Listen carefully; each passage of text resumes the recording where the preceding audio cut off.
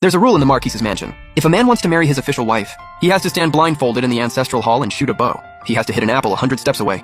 If you miss, you can only try again next year. But the young Marquis, who could shoot a willow branch at 100 steps at 12, had missed 3 years in a row. The first year he said his hand shook. I told him there was always next year. The second year he blamed the wind. I told him not to give up. The third year I couldn't take it anymore. I snuck over to the Marquis of Northtown's ancestral hall. I wanted to watch him practice, but I accidentally overheard Lu Yu's talking to his friend. You missed again this year, Yuza. Nice fake hand injury, by the way. Lu Yuzi spoke lazily. What else was I supposed to do? If I hit it, I'd have to marry Xoxo. Don't you want to marry her? Of course I do. Lu Yuz paused. But what about Momo? Outside the window. My fingers dug into the wood of the window frame. Lu Yuz spoke in a low voice.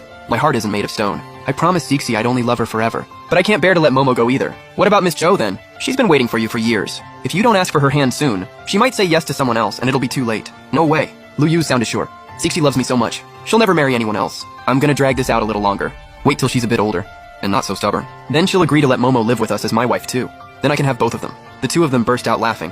I felt ice cold all over. I stumbled out of the ancestral hall in a daze. All I remember on the way back was that it suddenly started raining. I didn't bring an umbrella. Rain mixed with tears ran down my face. The day after I got home, word spread that Su Yimo was betrothed to the biggest playboy in the capital. Lu Yuz couldn't hold back anymore and crashed the wedding. That night they got married and spent their wedding night together.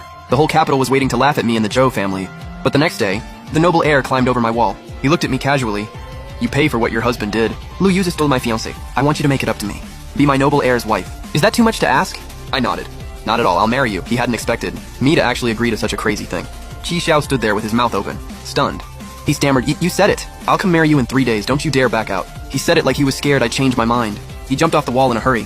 He even tripped on his way out. Nearly fell flat on his face. I watched and laughed. He wasn't nearly as terrible as people said he was. He was actually kinda cute.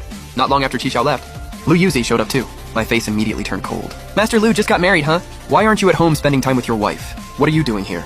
Lu Yuzi's face stiffened. He forced a sweet smile. Jishi, I didn't want this to happen, but Momo's heart is too soft. I couldn't just stand by and watch her marry that old fat guy. Her whole life would have been ruined. So you could just stand by and watch me and the entire Jo family become everyone's laughingstock? The second you crashed that wedding, whatever we had was over. Please leave, Master Lu. Our engagement is off. Lu Yuze frowned. He tried to reach for me. Xoxo, stop being silly. Even if I'm married to her, it won't change what we have. Momo's so kind. She won't make things hard for you if you move in. You'll just be a concubine for a little while. Once you have a kid, I'll promote you to equal wife. You and Momo will both be my wives. I won't favor either of you. Asking the eldest daughter of the Jo family to be her concubine? I can't believe he even said that. Even if I wanted to, my ancestors would never allow it. I stepped back. I stared at him coldly. Jo Lingxi will never be a concubine. When I refused, Lu Yuz got annoyed. It's just a title, and even as a concubine, I won't let anyone look down on you. Why do you have to make this hard for me? I'm making this hard for you? I almost laughed out loud. Who was the one who crashed a wedding right before ours? Who married her right after? Who turned me and my whole